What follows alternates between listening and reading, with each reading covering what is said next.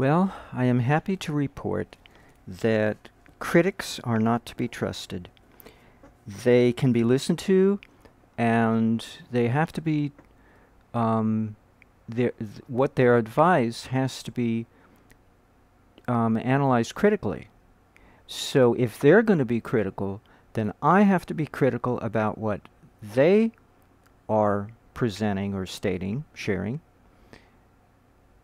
as well as supportive. I have to be both supportive and critical and of their criticism, and I have to decide and figure out in what way do I have to compensate or modify what their criticism is. In other words, what portion of their criticism deserves my criticism or correction versus my support. In other words, I got to do their homework, because more often than not, when people are critical, they're taking the shortcut approach. They're short-circuiting themselves. They might as well just play with themselves, because what they're doing is they're not doing the work. I'm doing the work. I'm not only learning my side, my perspective, my point of view, but I have to learn theirs as well. I'm doing double duty. And you know, a lot of people who are in the minority, any kind of socially disenfranchised minority group, they always do double duty. Take lefties, for instance. They live in a right-handed world. All the tools are made for right-handed people. And even our speech, our words, are, right, meaning morally correct, versus right-handed. I mean, good grief. It's enough to give somebody the willies just thinking about it, but they have to live with it. They're born with it, like lefties, for instance. Any minority group, whether it's acquired or by birth or whatever, they always have to do double duty. They have to do double the work to figure out both sides of the confrontation they have with the majority group and integrate within themselves. So they gain the most. And the rest of us are just slothful, lazy ignoramuses who are obsessed with thinking we know everything when we don't know much at all, because we have never integrated both points of view. And this is something I learned early on when I was like 5 years old, that we're monogamists in the wrong way. It's okay to be, not monogamist, what's the word? Well, monogamy is partly similar. Monotheists. We're monogamist and we're monotheists in the wrong way, in the wrong sense, because when it comes to God, sure, fine, but that's like an absolute, thing you're considering. It's not the relative. The relative is more like the Asian point of view of yang and yin. It's duality, and electrodynamics is filled with duality. So, okay, enough of the generalizing. Let me just get to the meat of the matter. I did a little more research, and I found out these are not lumped inductors. They're lumped solenoids.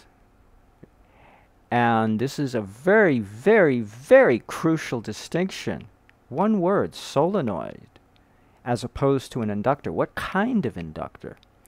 A solenoid has an iron core. It's a cylindrical winding on an iron core, because if you've got two of those coils and you're attempting to have their magnetic fields interact in a very strong way, you have yourself an iron core inside them. You can't get away with an air core, and my simulation can't get away with anything less than 99% coupling coefficient.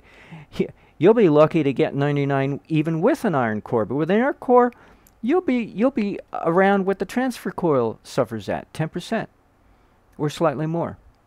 And a squirrel cage rotor, as it turns, I remember seeing this on a chart one time, it'll hit a low of, its relationship with the stator coil, the squirrel cage rotor coil, which is what this coil was patterned after. But just imagine this is locked into a position in which the lowest mutual coupling is obtainable, namely 10%, with these with these two coils here, the main motor coils, so to speak, what they used to be in earlier incarnations of this circuit. But then as it rotates, it goes up as high as 50%, and it wobbles in between as the squirrel cage rotor rotates. Well, here it's locked at 10%, because all of this is solid state. But we still have to have 99% coupling coefficient among these 4 coils, and especially these twice wound teensy-weensy 2 microhenry coils. It's going to be very hard. It's going to be impossible to achieve it with an air core bobbin, because with an air core coil form to wind around, one end of these 2 long solenoid coils, one tip, the one adjacent to these coils, are going to interact. The rest won't.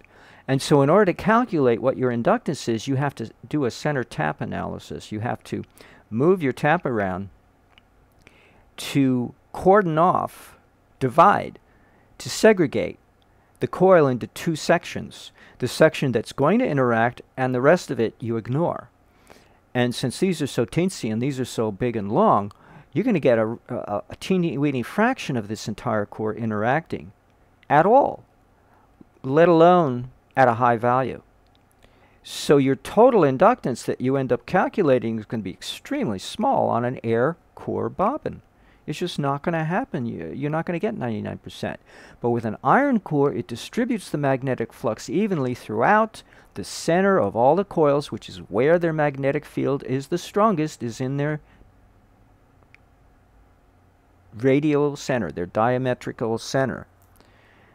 And then you get it transferred to all 4 coils and distributed evenly so that they all share and blend magnetically. Electrically, they're isolated, except for these 2 voltage coils that are electrically connected together. But magnetically, they're all coupled. And that's what I originally envisioned anyway when I first started crafting this simulation. That was what I had in my mind. That was my precept or presumption. You know, that was the presumption I had starting out. And so the guy twisted me around and turned me around by criticizing, calling it lumped coil. And then I go look up lumped coil, and it's not at all the same as a lumped solenoid, lumped group of solenoids, plural. A lumped group of coils can be air core. That's one of the definitions. And that was the first thing I found. So he really screwed me by criticizing me. And, you know, all bad things end up being good.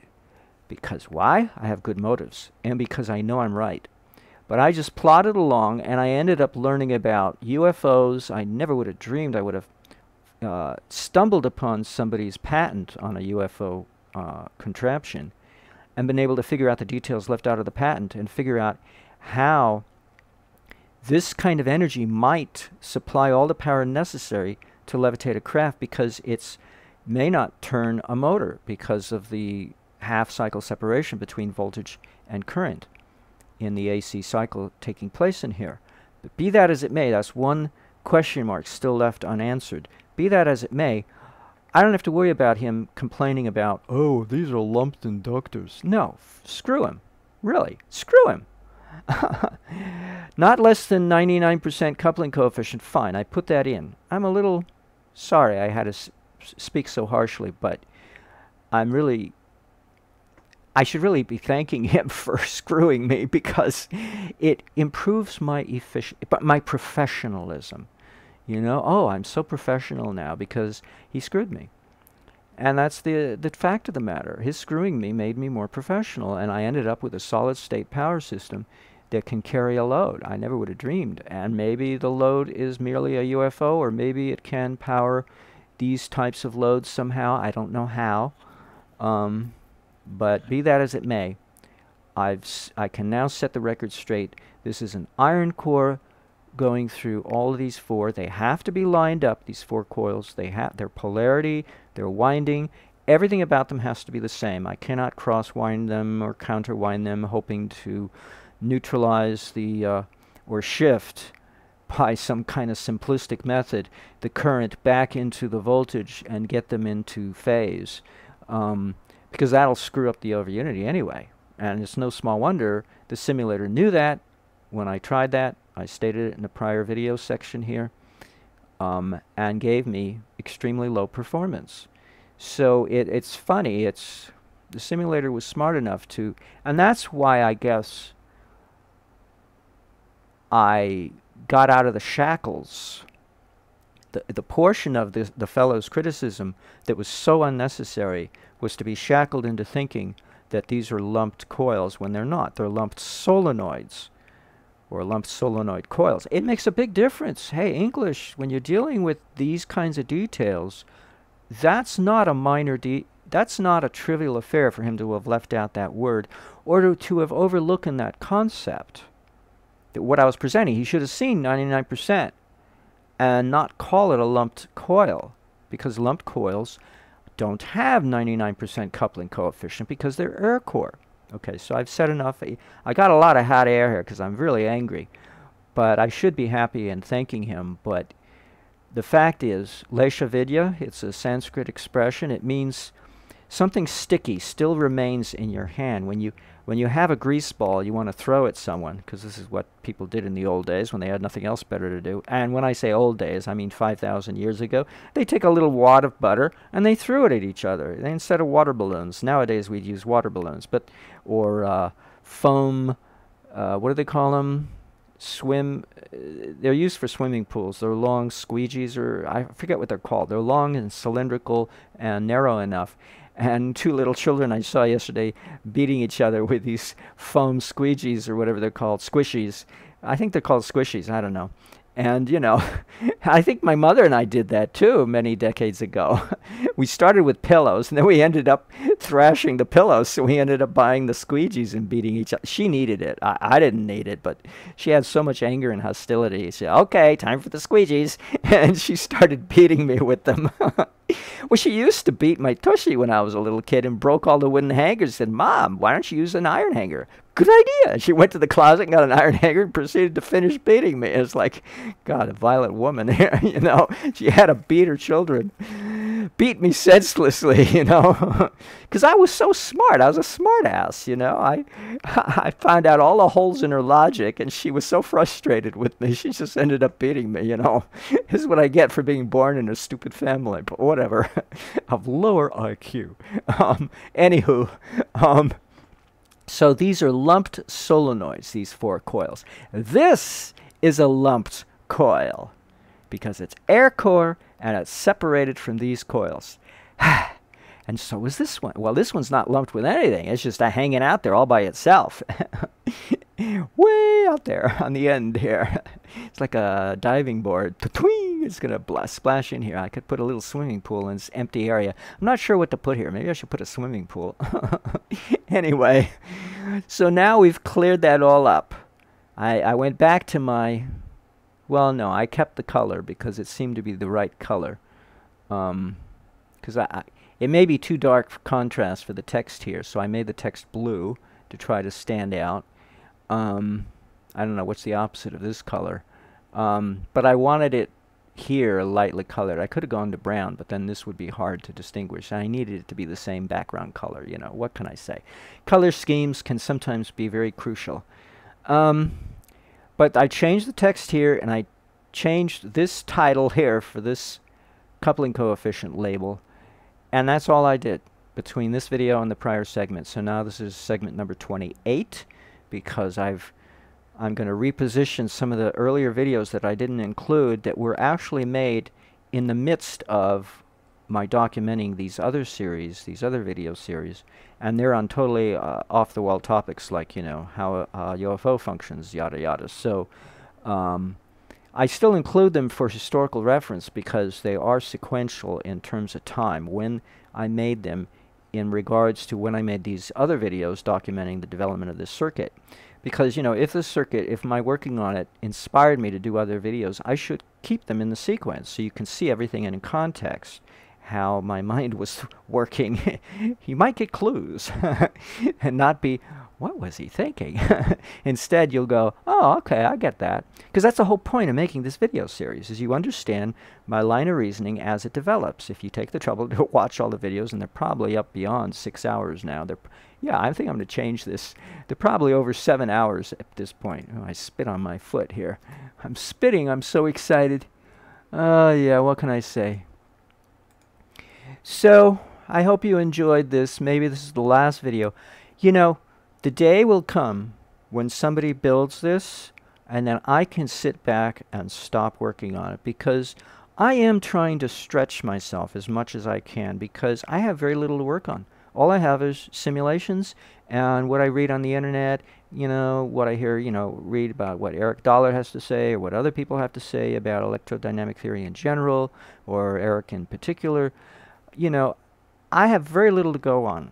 And so I'm stretching myself to my limit and taking a long time to develop this. Yeah, gee, duh. I haven't built anything, partly because I keep changing my mind about what would be built. And I know it's a hell of a lot easier to do it this way than to do it on the bench, because I have no background on the bench anyway. So I would have to know first exactly what I'm doing before I go and build it. And I keep changing the simulation. I keep developing it. It grows, and I grow in knowledge too, general knowledge. So it's like, hello, I'm not ready to build anything. I have no idea what I'm doing. I haven't seen anybody else build it. I don't know why anybody's telling me, build it and we'll believe you, you know, or whatever, you know. Build it already. We want to see it. Are you kidding? If you haven't built it, there must be a reason, because you're not so sure I know what I'm doing. I'm not so sure I know either. So, oh God. Some criticisms are worthless. They're absolutely worthless. But, sometimes they're useful, but only partly so. And then I can feel crappy until I get rid of the portion I don't need to listen to, so long as I know what to replace it with. Until I know what to replace it with, I'm going to feel crappy. And it's either justified or it's not justified. And then I have to fix the crappy part so that I can breathe easier. So that's it. I changed the title here, Solenoid. And I changed this, and that's it. That's all I did. And a lot of hot air and emotion. I hope you enjoyed the, oh God, the soap opera drama of Vinny trying to cope exasperatingly in dealing with people who are trying to be helpful, you know, in their own way. And they are. It's just, I get emotional. What can I say? And you know, it's partly, I can blame it on the silver that I ingest, because silver does tend to make people more emotional. But it does kill germs and boost the, you know, take the load off the immune system. And I need that. So I don't need to eat dairy to get emotional. Most people eat dairy products to get emotional and all whooped up, and sugar, but dairy more so than sugar. But silver already does it for me, and then I add a little sugar in the mix into my cereal, and I got all the emotional stimulation that I could possibly desire. So there you go. The secret is out. I don't need to do cows. Silver and sugar, the two S's are good enough. All right, enough said.